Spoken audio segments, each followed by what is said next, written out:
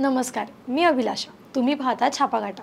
आज आपण बोलणार आहोत भारत आणि पाकिस्तान यांच्यातील तणावपूर्ण युद्धाच्या पार्श्वभूमीवर लागलेल्या शस्त्रसंधीबाबत.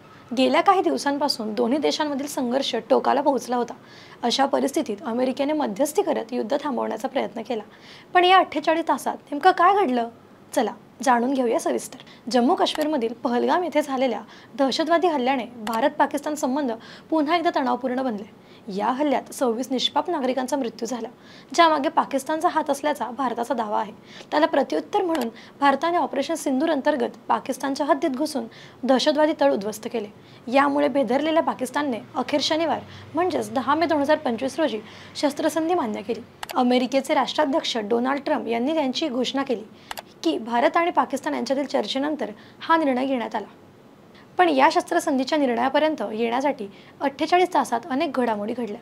अमेरिकेचे उपराष्ट्राध्यक्ष जे.डी. व्हान्स यांनी भारताचे पंतप्रधान नरेंद्र मोदी, परराष्ट्र मंत्री एस जयशंकर, राष्ट्रीय सुरक्षा सल्लागार अजित डोवाल तसेच पाकिस्तानचे पंतप्रधान शहबाज शरीफ आणि लष्कर प्रमुख असीम मुनीर यांच्याशी सलग चर्चा केली.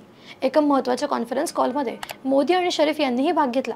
या चर्चेनंतर दोन्ही देशांनी संध्याकाळी 5 वाजल्यापासून युद्धबंदी लागू करण्याचे जाहीर केले. मात्र अवघ्या 3 तासात पाकिस्तानने पुन्हा एकदा विश्वासघात केला.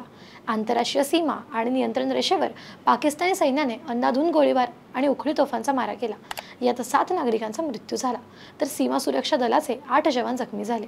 यामुळे भारतानेही प्रत्युत्तर दिले, पण भारताची भूमिका स्पष्ट होती. आम्ही युद्धाला प्राधान्य देत नाही, पण प्रत्येक हल्ल्याचा चोख उत्तर देऊ. या सगळ्या घडामोडींमध्ये चीनची ही भूमिका समोर आली. चीनचे परराष्ट्र मंत्री वांग यी यांनी अजित डोवाल यांच्याशी फोनवर संपर्क साधला. त्यांनी पहलगाम हल्ल्याचा निषेध करत दहशतवादाविरुद्ध ठोस कारवाईची गरज व्यक्त केली. चीननेही क्षेत्रीय शांततेसाठी शस्त्रसंधीला पाठिंबा दर्शवला, पण पाकिस्तानच्या सततच्या उल्लंघनामुळे शस्त्रसंधीचा हा करार कागदावरच राहिला आहे. भारताने यापूर्वीही 1965, 1971 आणि 1999च्या युद्धांमध्ये पाकिस्तानला धडा शिकवला आहे. विशेषतः 1971च्या युद्धात भारताने बांगलादेशाच्या निर्मितीत महत्त्वाची भूमिका बजावली. आजही भारताची रणनीती आक्रमक पण संयमित आहे. भारतीय सेनेने पत्रकार परिषदेत स्पष्ट केलं की शस्त्रसंधीला सशर्त पाठिंबा आहे आणि प्रत्येक उल्लंघनाला प्रत्युत्तर मिळेल. पण पाकिस्तानच्या या दुटप्पी वागणुकीमुळे आंतरराष्ट्रीय समुदायात प्रश्न उपस्थित होत आहे. अमेरिकेची मध्यस्थी यशस्वी होईल की पुन्हा एकदा तणाव वाढेल? भारतावर युद्ध न करण्यासाठी आंतरराष्ट्रीय दबाव आहे का? याबाबत तुमची मतं कॉमेंट्स बॉक्समध्ये नक्की कळवा.